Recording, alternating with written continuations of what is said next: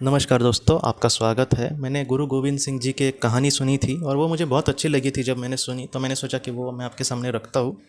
एक बार जब गुरु गोविंद सिंह जी का एक युद्ध में वो युद्ध उनका चल रहा था, उनके सैनिकों का और दुश्मन सैनिकों का।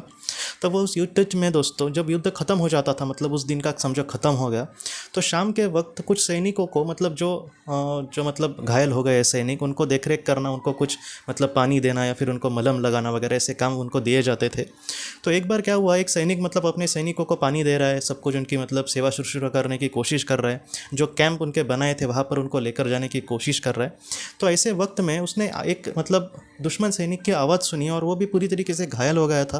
और कब उसकी जान चली जाए क्या पता। और वो जैसे घायल सैनिक जैसे तेरे कंटा है वैसे वो कर रहा था। तब इसको बहुत ही ज़्यादा दया आई, लेकिन इसने कुछ भी नहीं सोचा कि उसके खुद के लोग क्या बोलेंगे। तो वो तुरंत पानी लेकर जाकर उसको पिलाने लगा। और बाद में ये जो खबर थी सब फैल गई। और बाद में जो खबर थी दोस्तों, आखिर में गुरु गोविंद सिंह जी तक गई।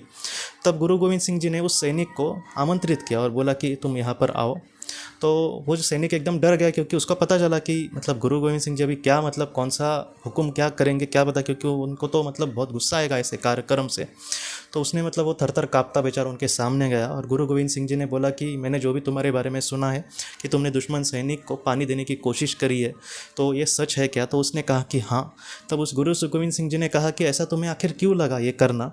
तब उसने ये कहा क्योंकि मैं आपका एक बहुत बड़ा शिष्य हूँ और आप हमेशा कहते हुए कि जो भी बहुत ही ज़्यादा ज़रूरतमंद है उसको हमें मदद करते समय बाकी किसी चीज़ को, जात मज़हब वगैरह इन सारी चीज़ों को नहीं देखना आपने सिखाया है।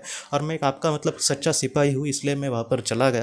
अगर मुझसे कोई गलती हुई है या फिर पाप हुआ है तो कृपया मुझे क्षमा करें। गुरु गोविंद सिंह जी एकदम गुस्से से उसके पास चले गए और प्यार से बाद में उन्होंने अपना जो चेहरे का रंग था वो बदल गया, क्योंकि अब तक वो नाटक कर रहे थे गुस्सा होने का।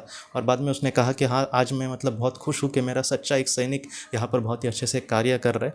और बाद में एक मलहम की डिब्बिया उन्होंने उसको दी और कहा कि ऐसे ही अगर कभी तुम्हें इंसानियत की वजह से तुम कुछ भी करने जाओ, हाँ, हमारे लिए जो भी हम धर्म के लिए या फिर जो भी हम अपने हक के लड़ रहे वो तो हमें लड़ना ही है मरते दम तक। लेकिन फिर भी जितना तुमसे हो सके तुम ऐसे वक्त में इंसानियत को लेकर भी ऐसे कार्य कराना, और जिससे वाहे गुरु जी हमसे खुश हो जाएंगे। ये जो कहानी है दोस्तों, एक एक विशाल इंसान का जो दिल है वो कितना विशाल है, वो हमें कहीं ना कहीं सिखाने की कोशिश करती है कि जीवन में हम ऐसा नहीं है कि हम मेरे ही ऐसी कुछ ऐसे विचारों में मैं अटका रहूँ। नहीं, मैं मानवता के लिए कुछ करने की ऐसे समय में कुछ कोशिश कर रहा हूँ, तो इससे ज़रूर ईश्वर हमेशा खुश हो जाएंगे।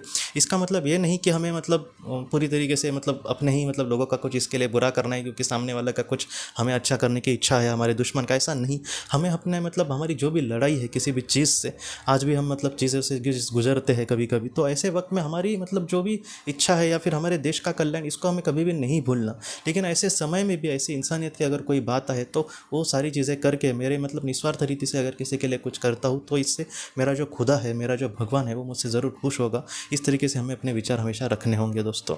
तो दोस्तों, हम अपने अगली वीडियो में किसी नए विषय को लेकर मिलेंगे। तब तक आप अपने परिवार का ख्याल रखना। आपका बहुत बहुत धन्यवाद।